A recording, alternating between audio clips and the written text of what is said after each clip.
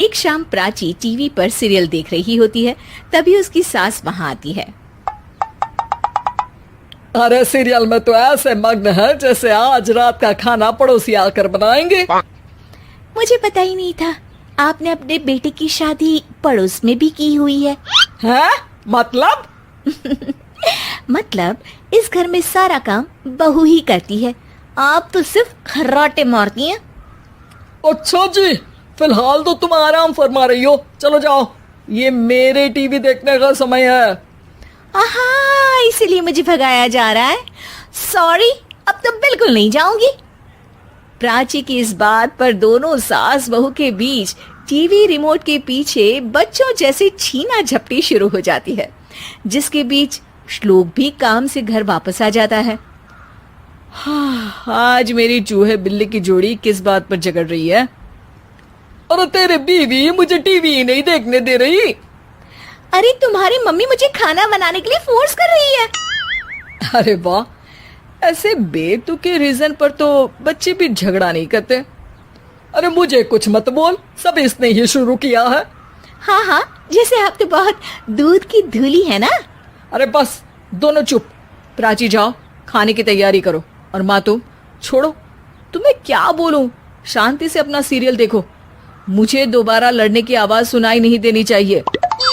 ऐसा बोलकर श्लोक वहां से चला जाता है, जिसके पीछे पीछे प्राची भी कुछ न कुछ बड़बड़ाते हुए रसोई में चली जाती है। हाँ हाँ, सासू जी को तो कुछ बोलेंगे ही नहीं, बस मुझ पर ही हुक्म चलता है, खाना बनाओ, जैसे मैं इनके घर में खाना बनाने के लिए आई हूँ। इसी तरह शाम बीतती है और रात को श्लोक और प्राची की सास खाना खाकर सोने चले जाते हैं, लेकिन प्राची गुस्से में कुछ खाए बिना काम में ही लगी रहती है। इस घर में किसी को घंटा फिक्र नहीं पड़ता, मैं खाऊं या भूखी रहूं। प्राची कुछ देर के लिए रसोई से बाहर जाती है और जैसे ही वापस आती है तो वहां दूध का भरा ग्लास देखकर हैरान रह जाती है। फिक्र पूरी है, बस दिखाना नहीं है। प्राची दूध पीकर सोने चली जाती है और अगली सुबह एक बार फिर सास बहू का कार्टून नेटवर्क स्टार्ट हो जाता है। ये तुमने ही किया है। अरे अजीब जबरदस्ती है, मैं बोल रही हूँ मैंने कुछ नहीं किया। दोनों ने मिलकर पूरे घर को पागल खाना बनाया हुआ है। यहाँ कोई नॉर्मल इंसान तो रह ही नहीं सकता, इसीलिए अब पड़ोसी क्या रिश्तेदार भी घर आने से कतराते हैं। और सुन बेटे, तू भी चंगा, तेरी माँ भी चंगी, तेरी बीवी भी चंगी, रिश्तेदार। हाँ जी, आपको नहीं पता क्या, गंगाधर ही शक्तिमान है, रिश्तेदार ही। हाँ हाँ, बस समझ गया। कभी जानवरों जैसे लड़ेंगी तो कभी जुगलबंदी करेंगी। भाई मैं आप दोनों के बीच में नहीं फंसना चाहता। सास बहू की इस मनमौजी जोड़ी से परेशान होकर श्लोक अपना सिर खुजलाता वहां से चला जाता है।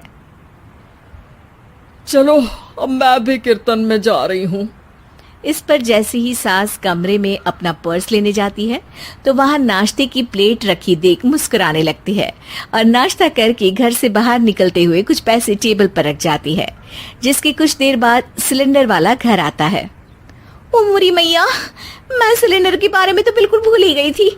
घर खर्च के सारे पैसे भी मम्मी के पास है और श्लोक से बोला तो उल्टा 4 बात सुनाएंगे। प्राची ये सोच ही रही होती है कि अचानक उसका चेहरा चमक उठता है और वो घर में आकर इधर उधर देखने लगती है। तभी उसकी नजर टेबल पर रखे पैसों पर पड़ती है, जिन्हें वो सिलेंडर वाले को दे देती है। ये सब श्लोक देख लेता है। अच्छा बेटे, इतना बड़ा घोटाला, सबके सामने मैं तेरी दुश्मन और पीठ पीछे तेरी मेरी यारी। इस पर श्लोक एक प्लान बनाता है और शाम को सब एक साथ बैठे होने पर बोलने लगता है।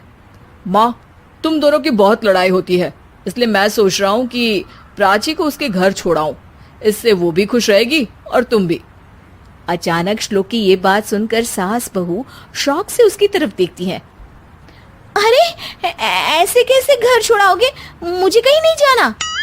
अरे तुमने बोला नहीं पर मैंने सुन लिया, तुम्हें मम्मी के साथ रहना अच्छा नहीं लगता, मुझे पता है।